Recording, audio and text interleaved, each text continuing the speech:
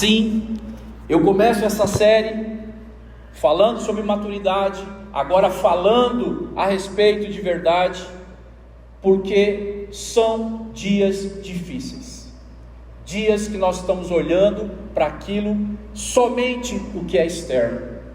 E se nós desejamos famílias restauradas, ministérios frutíferos, relacionamentos curados e uma fé estável em tempos instáveis, precisamos voltar aos princípios.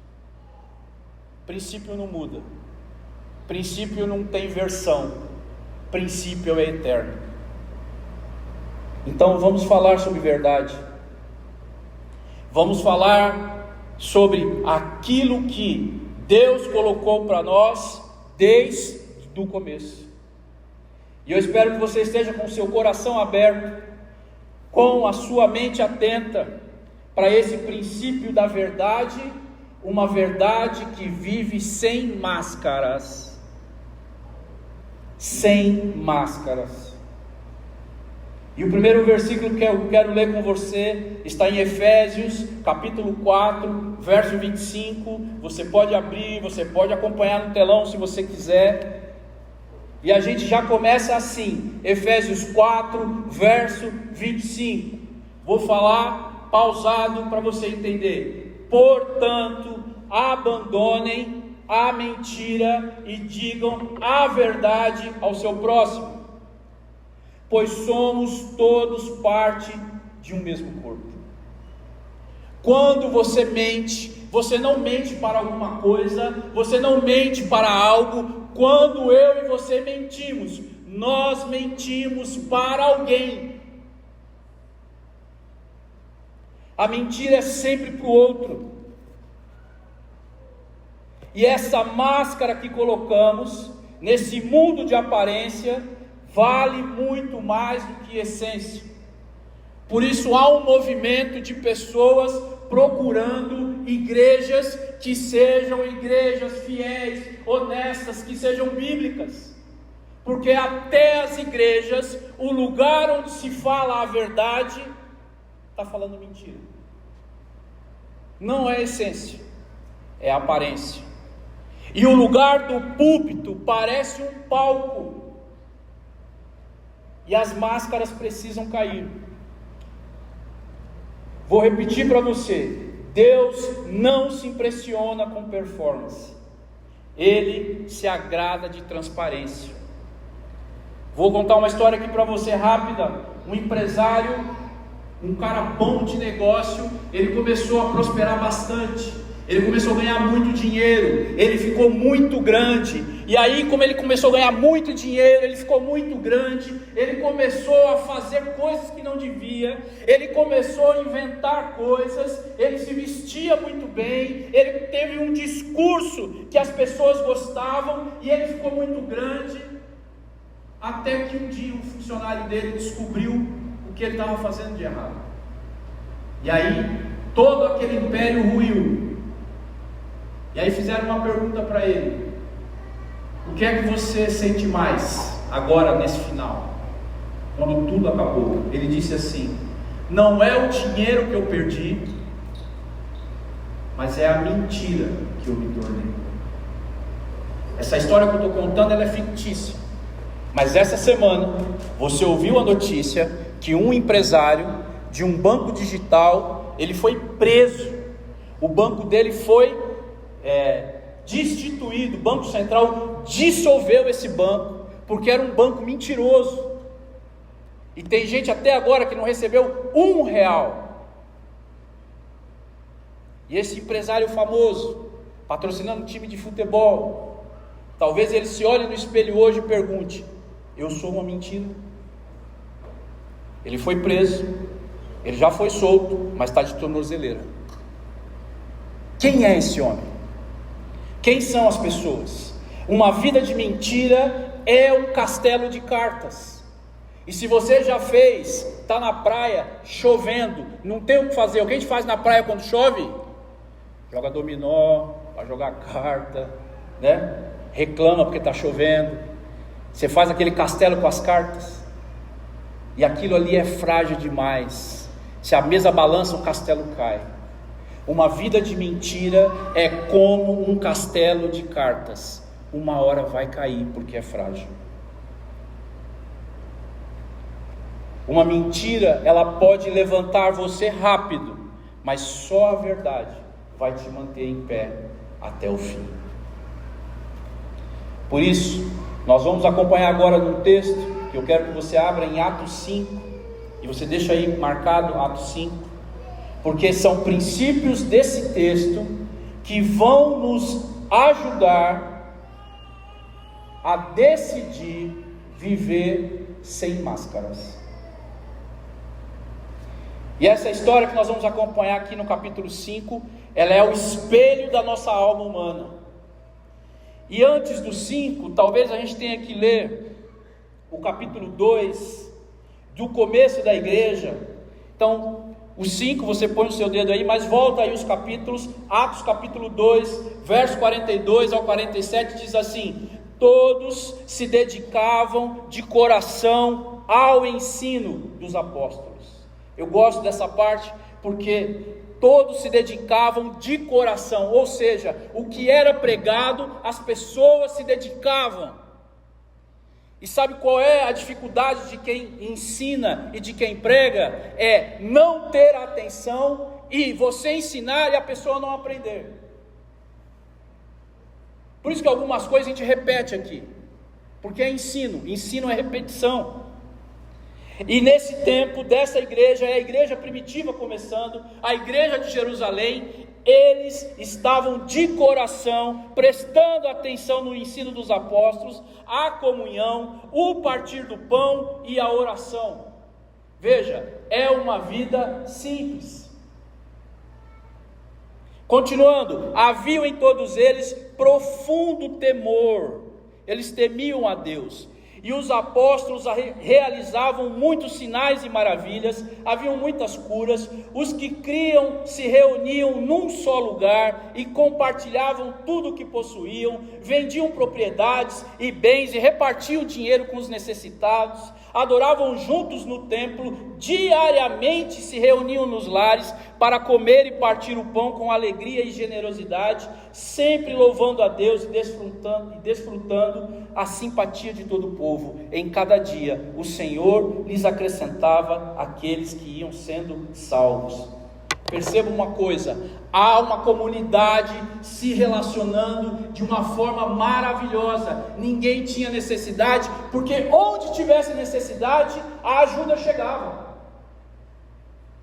É um ambiente que está sendo criado, é o início da igreja, é uma comunidade. Eu vejo meu irmão passando dificuldade, eu ajudo, eu não viro as costas, eu não finjo que é comigo. É esse ambiente aqui, é essa comunidade aqui, que aparece a história de um homem, aí já é o capítulo 4, do verso 32 ao verso 37, vamos ler, você está me acompanhando? Vamos lá, verso 32 do capítulo 4 de Atos. Eu estou falando de uma igreja e de uma comunidade, agora eu vou falar de um homem que está inserido nessa comunidade. Quem é esse homem? E aí o texto continua a partir do verso 32 do capítulo 4. Todos os que creram estavam reunidos de coração e mente, eles estavam juntos, não consideravam donos dos seus bens, de modo que compartilhavam tudo o que tinham. Com grande poder, os apóstolos davam testemunha da ressurreição do Senhor Jesus, e sobre todos eles havia grande graça. Entre eles não havia necessitados, pois quem possuía terras ou casas vendia o que era seu e levava o dinheiro aos apóstolos, para que dessem aos que precisavam de ajuda. 36. José, a quem os apóstolos deram o nome de Barnabé, que significa filho do encorajamento, era da tribo de Levi e tinha nascido na ilha de Chipre. Ele vendeu um campo que possuía e entregou o dinheiro aos apóstolos. Por favor, entenda. Há uma igreja, há uma comunidade que se reúne, gente que não deixa ninguém passar necessidade, gente que adora a Deus, gente que se reúne nas casas, gente que ama a Deus, que orava todos os dias. esse povo está reunido, de repente aparece um homem, esse homem ele tem nome, o nome dele é José, e ele era conhecido, aí deram o nome para ele de Barnabé, e aí esse homem então, pega o que ele tem, ele vende para entregar aos apóstolos, para ajudar os que precisavam. Quem é esse José? Quem é esse Barnabé? Esse cara, ele é alguém muito especial no começo da igreja. Barnabé era um cara fora de série. A Bíblia chama ele de um cara cheio do Espírito Santo. Ele era um ótimo pregador, ele era alguém que ajudava, ele era alguém que tinha o coração movido para ajudar. E aí quando ele percebe que tem alguém precisando de ajuda, ele vai e vende o que ele tinha e entregou. Esse é o ambiente que criam pessoas assim como José. E esse José chamado Barnabé, esse homem ele é importante. Por que ele é importante? É Barnabé que pega Paulo, que tinha acabado de se converter, e leva Paulo para conhecer os apóstolos. Se você não conhece a história, Paulo matava os cristãos antes de se converter. Ele se converte. Sabe o que os cristãos fizeram depois que Paulo se converteu? Você sabe? Tratavam Paulo como um corintiano. Arreda. Todo mundo tinha medo de Paulo. Os apóstolos não queriam ficar perto de Paulo. Ninguém foi até Paulo. Paulo estava convertido, mas ninguém queria papo com ele, porque ele era um matador. Ele foi. Ele é aquele famoso testemunho, ex-traficante, ex-matador, ele é um ex-matador. E aí ninguém quer conversar com Paulo. Quem vai conversar com Paulo? Esse cara, Barnabé, que é transformado por essa comunidade, ele vai até Paulo e fala: calma, eu entendi, Deus falou contigo, Deus transformou sua vida. Ei, vem cá os apóstolos. Ei, Pedro, vem cá. Ei, João, vem cá. Olha Paulo aqui, ó, esse cara está convertido. E Barnabé então, ele é o elo de ligação de Paulo com os apóstolos. Esse mesmo Barnabé, ele vai enviado para as missões, ele vai para Antioquia, porque tem uma notícia correndo assim, ó: tem muita gente se convertendo lá na Penha, vai lá! Vai lá! Famílias estão sendo transformadas, eles estão se reunindo, eles vão de casa em casa, é uma igreja que tem gente se convertendo demais, vai lá, Barnabé! E Barnabé vai lá em Antioquia. E quando ele chega lá, ele começa a pregar e ele vê o que está acontecendo. É um movimento muito grande. Aí esse mesmo Barnabé, de tanto ele está envolvido com a comunidade, então, e ele andar com Paulo, que era o rejeitado, então a igreja de Antioquia envia Paulo e Barnabé para missões. E a primeira viagem de Paulo, quem vai com ele é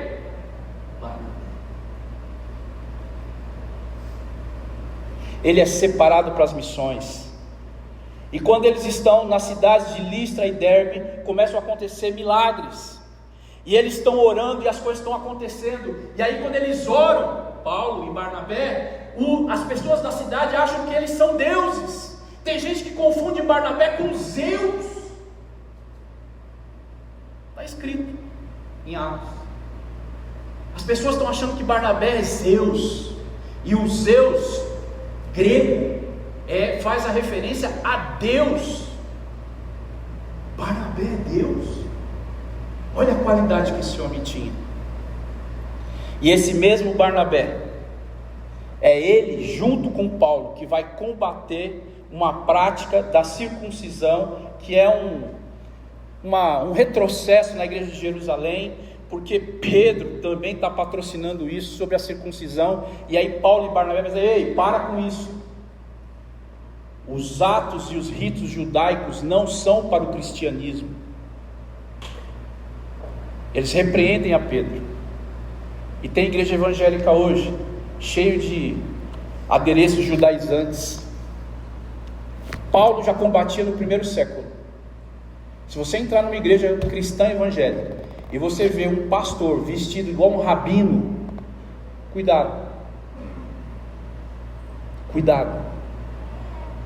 É um retrocesso. Cristianismo é uma coisa, judaísmo é outra. Paulo está combatendo aqui a lei. E essa história de Barnabé é importante. E os mais antigos vão lembrar de uma música, Vitor. Deixa no ponto aí. Se você tem mais de 40 anos de evangelho, quem tem? Levanta a mão. Ai, que vergonha. Você levanta com prazer. Você tem 40 anos de evangelho. Você vai lembrar disso aqui. Põe aí, Vitor, por favor. Vê se a gente consegue o áudio.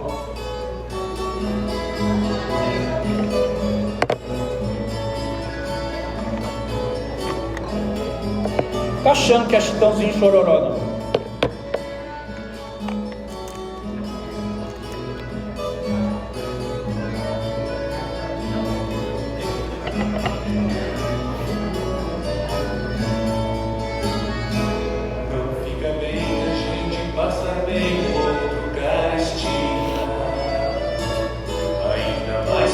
Sabe o que fazer e não se faz. Fruto do amor de Cristo, fruto do seu compromisso, vendeu um homem o que tinha e repartiu. Era o seu nome Barnabé, natural de Chipre, também chamado de José das Consolações. Homem piedoso, cheio de fervor e fé, homem de Deus. Se você tem 40 anos, você lembra dessa música. Se você nunca ouviu essa música, você não é crente, desculpa. Estou brincando. Você ouviu hoje, você é crente, você acabou de ouvir. Mas essa música é dos Vencedores por Cristo, né? O Guilherme Kerr, ele era um dos participantes dos Vencedores de Cristo, década de 80. E essa música é uma música, ela fala aqui de Barnabé, e ela foi inclusa, né, no inário cristão. E ela foi feita em 85. É o hino 496. Porque está falando de um homem bom. Porque está falando de um homem que entendia a dor das pessoas. Está falando de um homem que tinha o seu coração convertido. A sua motivação era ajudar o outro. Esse é Barnabé. E por que eu estou gastando tempo aqui com Barnabé, gente? Por causa do capítulo 5. Abre sua Bíblia aí e agora você vai entender a importância de Barnabé e o que isso tem a ver com o capítulo 5. Abriu aí? Atos capítulo 5, verso 1. Vamos lá. Me acompanha. Havia, porém, um homem chamado Ananias, que com a sua esposa Safira, vendeu uma propriedade. O que eles fizeram? Venderam uma propriedade. Levou, verso 2, levou apenas parte do dinheiro aos apóstolos, mas com a aprovação da esposa. Afirmou que aquele era o valor total e ficou com o resto. Então Pedro disse: Ananias, por que você deixou Satanás encher o seu coração? Você mentiu para o Espírito Santo, quando guardou parte do dinheiro para você.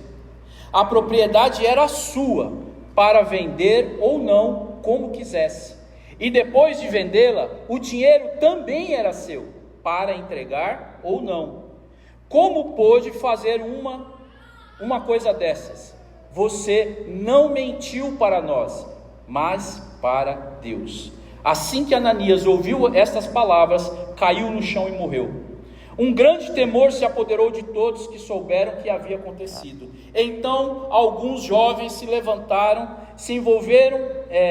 envolveram aquele corpo no lençol e o levaram para fora e depois o sepultaram. Verso 7. Cerca de 3 horas depois, sua esposa Safira entrou sem saber o que havia acontecido.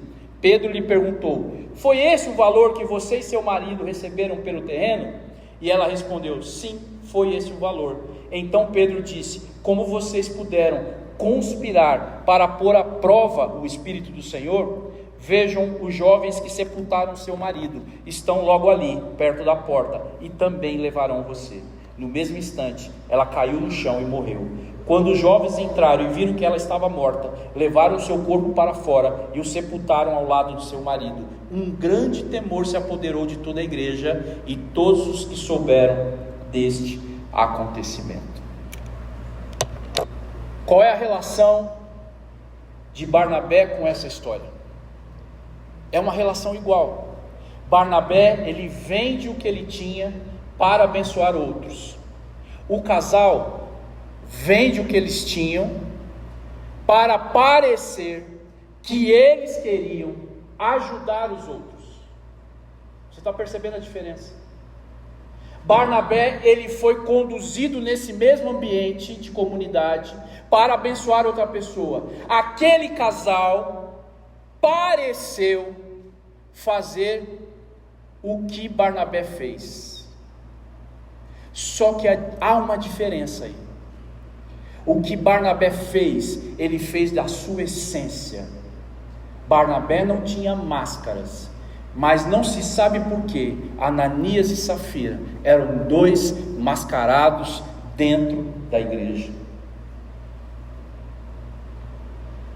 Aqueles dois, eles não estavam no mesmo espírito que a igreja estava. Eles tinham algo no coração que era maligno, que era parecer. E talvez esse seja o maior erro nosso no nosso tempo. Muitos de nós não somos o que somos, mas parecemos algo. Pedro faz as perguntas certas. Pedro disse: quem pediu para você vender o terreno? Ninguém pediu para Ananias vender o que ele tinha. 2, quem pediu o seu dinheiro? Ninguém pediu o seu dinheiro. Então essa história aqui não tem nada a ver com a oferta, não tem nada a ver com dinheiro, não tem nada a ver com o valor e nem com a quantidade, porque Barnabé vende e dá tudo, eles vendem e dão parte. Não é sobre isso. Aqueles dois, eles queriam o reconhecimento que Barnabé tinha, sem ter o coração que Barnabé tinha. Aqueles dois, eles queriam a honra da obediência, sem o preço da sinceridade, e o resultado é morte. Não porque eles deram pouco, mas porque eles mentiram. E eles não mentiram para os apóstolos, eles mentiram para Deus. Essa palavra de hoje, meu irmão, é para que eu e você, nós possamos examinar as nossas realidades espirituais e as consequências que isso causa na nossa vida e viver sem máscara. Deus não se impressiona com a sua performance. Deus está interessado na sua transparência. E são 3 consequências, pelo menos, que essas mentiras causam aqui em nós, e nós vamos aprender com esse texto aqui do capítulo 5. A primeira consequência é que a mentira, ela é interna. Ela revela uma fé rasa, superficial, não transformada. A mentira, ela imprime em qualquer pessoa algo que é raso e é algo que é só aparência. A raiz da mentira é um coração não transformado. Ananias e Safira, eles estão dentro da igreja, mas a igreja não estava dentro deles. Eles participavam do culto, conviviam com os irmãos, falavam a linguagem de fé, mas eles não tinham sido transformados. É possível você estar aqui nesse ambiente e você não ter nada de Cristo. Nem o seu linguajar mudou, nem a sua roupa mudou, nem a sua mente mudou, e você vem todos os domingos aqui. É possível. Eles não tinham passado pelo novo nascimento. Em João 3,3 diz assim, Jesus falando: quem não nascer de novo não verá o reino de Deus. Ser transformado, nascer de novo. Muita gente querendo reconhecimento sem arrependimento. Tem muita gente querendo aplauso sem entrega. Deixa eu te falar uma coisa: antes de você pedir alguma coisa para alguém ou para algum grupo, você primeiro sirva e depois você pede. Ninguém pode pedir coisa ou exigir coisas se antes você não servir. Sirva primeiro, depois você faça as suas petições. Aquelas pessoas, o casal, eles eram batizados, integrados, mas eles tinham dentro deles egoísmo, vaidade, desejo de aplauso. Tem pouca gente querendo servir, tem muita gente querendo aplauso. Eles queriam imitar Barnabé sem o coração dele. E o problema era essa falsidade, essa intenção oculta, essa máscara espiritual. 2 Coríntios 5,17 diz assim: logo, todo aquele que está em Cristo se tornou nova criação, a velha vida acabou e uma nova vida teve início. Na versão que a gente gosta, está assim, né? Assim, se alguém está em Cristo, nova criatura é, as coisas velhas já passaram, eis que tudo se fez novo. É disso que a gente está falando. E a gente insiste em viver uma vida de hipócritas, praticando mentiras. Eu não sei porquê, mas se você é um cristão que diz que perdoou, mas você alimenta ressentimentos dentro de você, a sua vida é hipócrita. Por fora você parece espiritual, mas o seu coração continua cheio do velho homem, porque você diz que perdoou, mas você está todo rancoroso por dentro. A gente é hipócrita quando a gente fala sobre oração, mas a gente não ora em secreto. Na aparência, maturidade; na essência, superficialidade. A gente é hipócrita quando a gente quer fazer algo para ser visto, elogiado, aplaudido. E quando a gente faz isso, o ato pode até ser grande, mas o coração é pequeno. Tem uma história do pastor Márcio Valadão, pai da Ana Valadão, enfim, dos filhos Valadões aí. E o pastor Márcio, ele é muito conhecido, é um pastor sênior hoje. E tem uma história que se contam, que é o seguinte: ele estava num congresso, e na hora do almoço, ele estava sentado, e todo mundo ali em volta dele. Ele é uma pessoa relevante, um homem muito sábio. E aí passou um jovem recolhendo os pratos, e aí ele estava acabando de comer, e aí o jovem pegou o prato dele. Ele olhou para o jovem e falou assim: você está recolhendo os pratos? O jovem falou: sim, pastor. Ele falou: você lavou, secou e guardou? O cara ficou olhando para ele, falou: filho, é difícil fazer as coisas quando não tem ninguém olhando. Ele ensinou aqui para o moço estava ali recolhendo os pratos, todo mundo estava vendo ele recolher os pratos.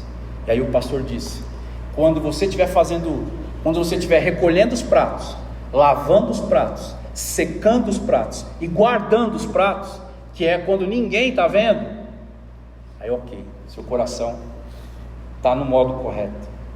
Ninguém deve fazer algo para ser visto. O crente que posta espiritualidade na rede social, mas trata mal as pessoas da sua casa. Tem muito Barnabé de Instagram.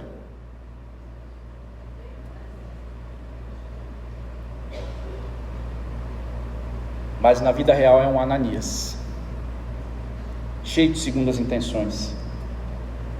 A pessoa que ameniza uma história para não parecer culpada, ela não está mentindo completamente, ela apenas ajeita a história. Eu quero te dizer que a raiz da mentira é a mesma, você só está manipulando a história. Aparência sem essência é muito perigosa, irmãos. Romanos 12:2 diz assim: não imitem o comportamento e os costumes deste mundo, mas deixem que Deus os transforme por meio de uma mudança em seu modo de pensar, a fim de que você experimente a boa, agradável e perfeita vontade de Deus para vocês.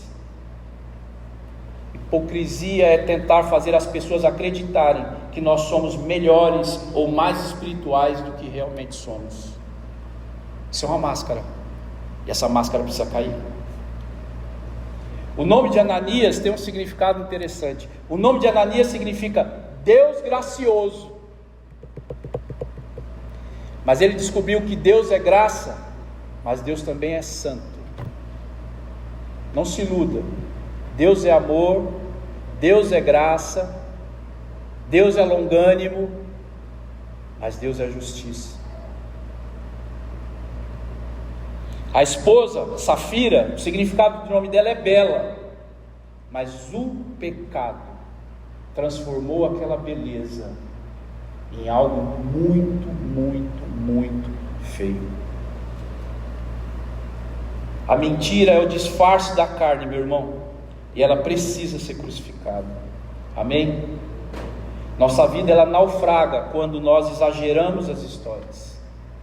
Muitas vezes a gente não conta mentira, mas a gente exagera a história. É a mesma coisa. A gente não mente, mas a gente omite a verdade. É a mesma coisa. A gente não mente, mas a gente finge uma essência. É a mesma coisa. O princípio é o mesmo. Onde a verdade é negligenciada, o Espírito Santo se entristece. Eu e você, nós precisamos escolher sermos verdadeiros, para a gente atrair o Espírito Santo, fortalecer a nossa fé e deixar cair as nossas máscaras. Amém? A segunda consequência aqui de uma vida mentirosa, uma vida cheia de máscaras, a partir do capítulo 5 de Atos, é que a consequência da mentira ela é relacional. Como eu disse, quando você mente para alguém. A mentira ela abala a base da nossa convivência. Veja se você concorda comigo. É fácil você ganhar a confiança de alguém? Sim ou não? É fácil você conseguir que alguém confie em você? O que precisa acontecer? Um tempo, outro tempo, mais um tempo, comer 1 quilo de sal com você. Aí você faz o quê? Confia na pessoa. Leva tempo para a gente gerar confiança uns nos outros. E o que a mentira faz? Quebra a confiança. E depois que você quebra a confiança de alguém, para você conquistar uma pessoa chateada contigo, é mais difícil do que conquistar uma cidade forte. É o que a Bíblia diz. Então a gente tem que tomar cuidado com a confiança que temos com as pessoas, porque isso é muito sensível.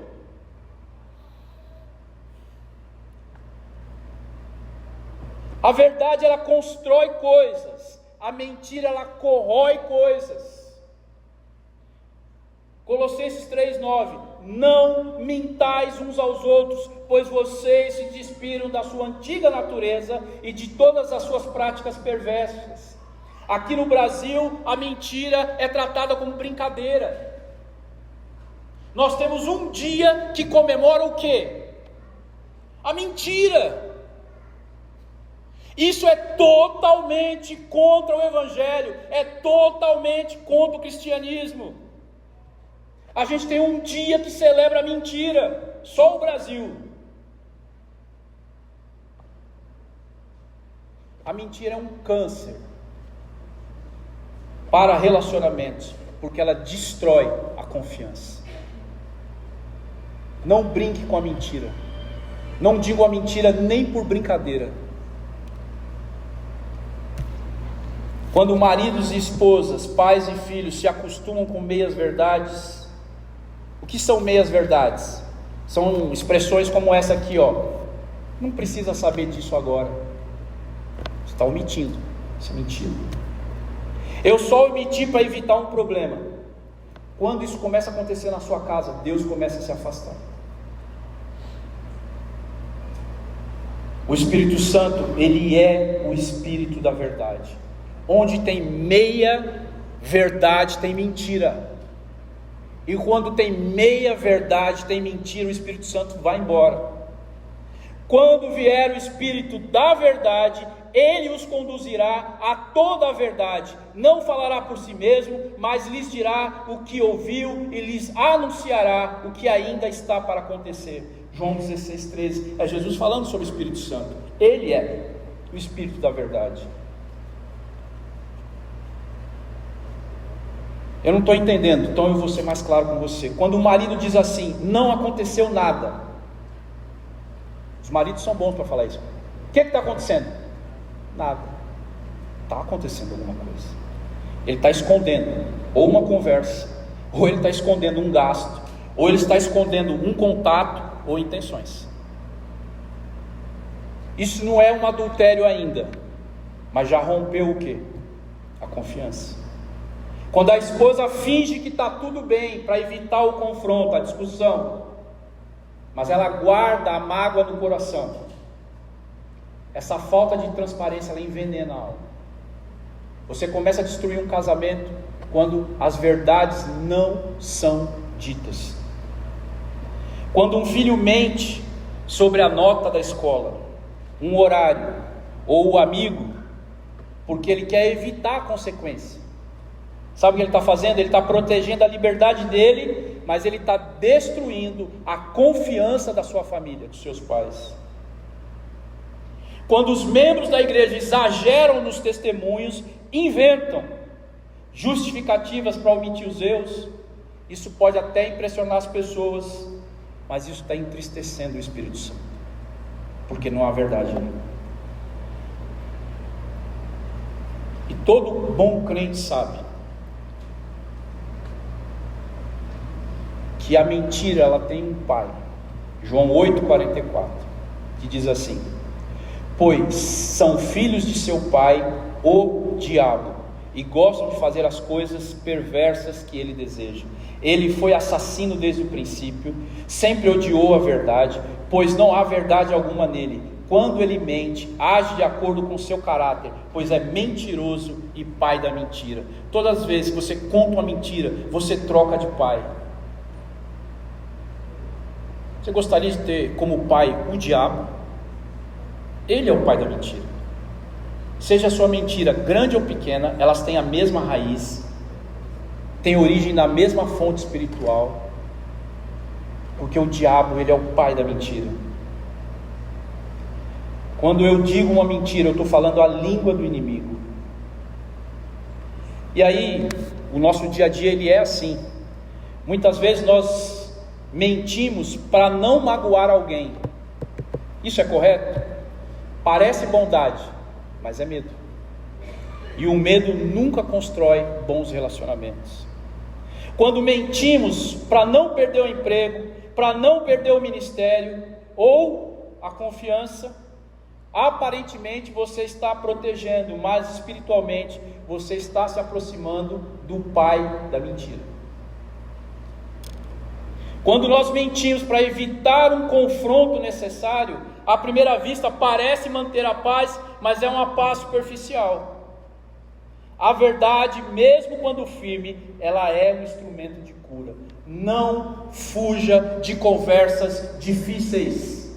Vou repetir: não fuja de conversas difíceis, porque são nas conversas difíceis que há a verdade. Você pode continuar uma vida de mentira, fugindo das conversas difíceis. Quando nós mentimos porque todo mundo faz, é uma tentativa de normalizar o pecado pela força da maioria. Todo mundo faz. Quando nós mentimos para preservar uma imagem espiritual, todo mundo acha que você é demais, que você é um homem de Deus, que você é uma mulher de Deus, mas você é um viciado em pornografia, você maltrata as pessoas, quando ninguém está vendo. Isso é uma mentira.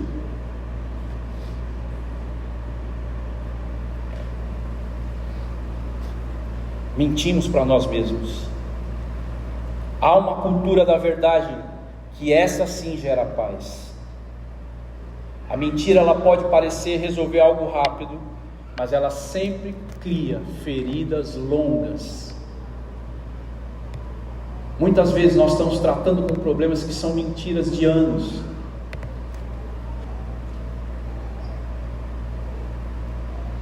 Escolha restaurar a cultura da verdade na sua família. Tenha as conversas difíceis, confesse os erros. Confesse os erros.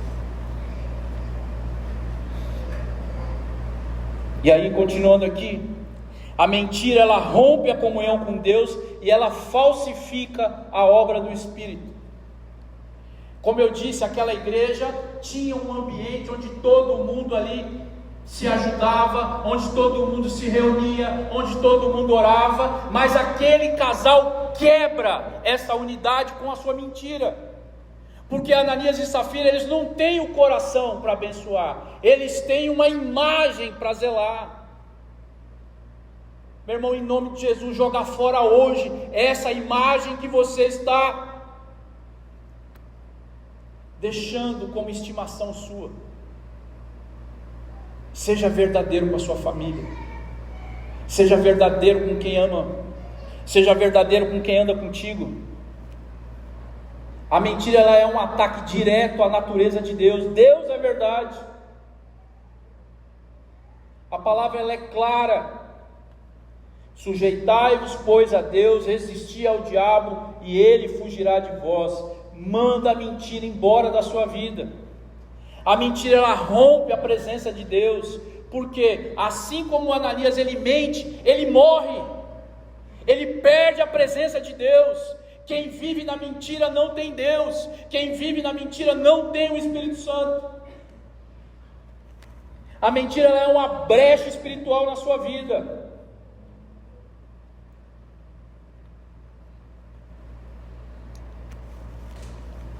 Nós precisamos não dar terreno ao diabo, que essa é a terceira consequência da mentira. A mentira, ela abre brechas para isso. O diabo se alimenta de mentiras, e ele vai ganhando terreno na sua vida e você nem percebe. Eu lembro de uma história que aconteceu com uma jovem, e eu estava numa ministração dessa, falando aqui de mentira, há muitos anos atrás, num grupo de jovens. E aí eu falando sobre a mentira, e a menina me ouvindo na primeira cadeira, e aí ela ouviu aquela mensagem. Aí no meio da semana ela é confrontada com a mentira, e aí ela é atendente, ela é recepcionista do lugar, e aí ela recebe uma ligação, e é uma ligação que o chefe dela não quer atender, e ele diz para ela: fala que eu não estou. O que ela tinha ouvido no final de semana? Não se deve mentir, nem por brincadeira. Ela falou: olha, eu não vou mentir. E o chefe falando para ela: eu não estou aqui, eu não vou mentir. Sabe o que aconteceu com ela? Foi mandada embora. Aí no outro final de semana ela volta para a igreja, sorridente. Aí vem me contar a benção. Isso não é um testemunho, Letícia? E ela disse: eu preciso te contar. Eu falei: o que aconteceu? Estou desempregado. Eu falei: isso é uma benção. O contexto da história da Letícia, os mais antigos vão lembrar, ela precisava ajudar em casa. Todo mundo trabalhava e todo mundo dava um pouquinho em casa. Ela ouviu na igreja que ela não podia mentir. No trabalho ela não mente, ela perde o emprego. Você imagina como é que ficou minha situação? Falei: a mãe dela vai aparecer aqui na igreja e vai me matar. E aí eu fiquei pensando e escutando aquela história, e eu falei: como é que é isso aqui? Não, ele falou para mentir. Você falou, não pode mentir, a palavra está dizendo, a gente não pode viver em mentira. Eu falei: Letícia, pelo amor de Deus, quando for assim, você me liga para a gente conversar. Mas ela fez a coisa certa. Depois de uma semana, ela foi contratada por um outro escritório para ganhar muito mais do que ela ganhava. E a vida dela foi uma vida de testemunhos desse nível assim. Ela tem muitas histórias desse nível, quem conhece. Mas ela provou falar a verdade a qualquer custo. Não venda a sua imagem porque você quer se preservar. Fale a verdade: eu não gostei, eu errei, a culpa é minha, eu não vi direito, eu deveria ter ligado, eu não deveria ter gasto. Fala a verdade. A mentira abre terreno na sua vida, meu irmão. Não dê terreno ao diabo. Vou precisar terminar aqui. Vou chamar a banda aqui em cima.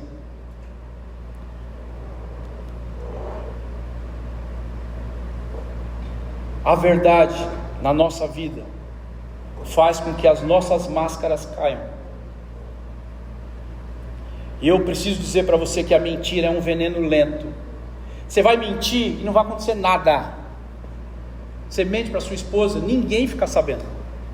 Você mente para o seu filho, ninguém fica sabendo. Você mente para os seus pais, ninguém fica sabendo. Você mentiu, não aconteceu nada. Agora, a mentira é um veneno lento, mas a verdade sempre aparece. Isso não é um versículo, mas é uma realidade. A verdade sempre aparece. João 8,32, você conhece. E conhecereis a verdade, e a verdade vai libertar você do engano, vai libertar você dessa falsa aparência, vai libertar você dessa vida mentirosa que você tem. A verdade é a primeira armadura do cristão. Quando você lê em Efésios 6, que é o texto da armadura cristã, o primeiro versículo é: você deve ser revestido com a verdade. A igreja ela é chamada para ser a coluna e a firmeza da verdade. A sua família é o primeiro lugar onde essa verdade deve habitar.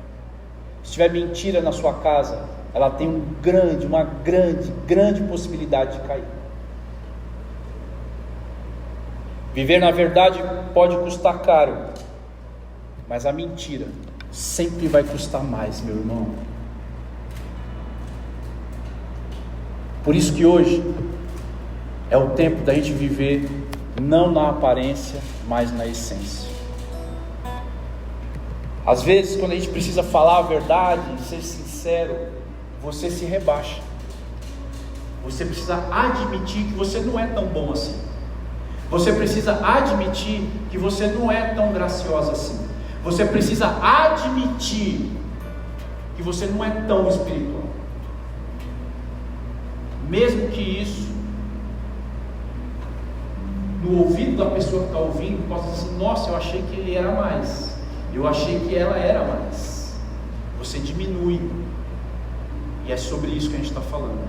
Humildade, para reconhecer, para dizer a verdade o tempo todo. É no ambiente de verdade que casamentos curam. É no ambiente de mentira que casas são derrubadas. É no ambiente de verdade que tem cura. Se você for humilde o suficiente, você vai dizer a verdade. E você vai se humilhar. Você vai para a essência. E você sai dessa aparência, desse altar que você se colocou. Hoje é o dia de você descer do altar. Hoje é o dia de você dobrar o joelho. Hoje é o dia de você confessar que você tem mentido para as pessoas. Hoje é o dia de você confessar que você tem mentido para ela, que você tem mentido para ele, que você tem mentido para os seus pais, que você está mentindo para a sua igreja, dizendo que você não tem, e você tem. Você está segurando, porque o seu coração não está convertido e transformado para abençoar. Você quer a aparência. Onde você aparecer, aí você entra. Em nome de Jesus, hoje eu te faço um apelo. Nós estamos terminando o culto. Faça uma oração diante do Senhor agora. É meu papel fazer isso. De repente essa palavra era um culto de doutrina, mas nós não temos culto de doutrina. Eu poderia dar essa palavra na EBD, mas você não vem 8h30 da manhã na EBD. Então onde eu vou falar? Vou falar aqui mesmo. E é por isso que a gente está aqui hoje, diante do Senhor, para rasgar as nossas máscaras, se arrepender dos nossos pecados e das nossas mentiras, para que a verdade nos cure. Você pode estar bem escondidinho na sua mentira, mas deixa eu te falar uma coisa: viver na verdade é muito melhor. Experimenta isso na sua vida. Feche seus olhos. Faça uma oração sincera diante do Senhor.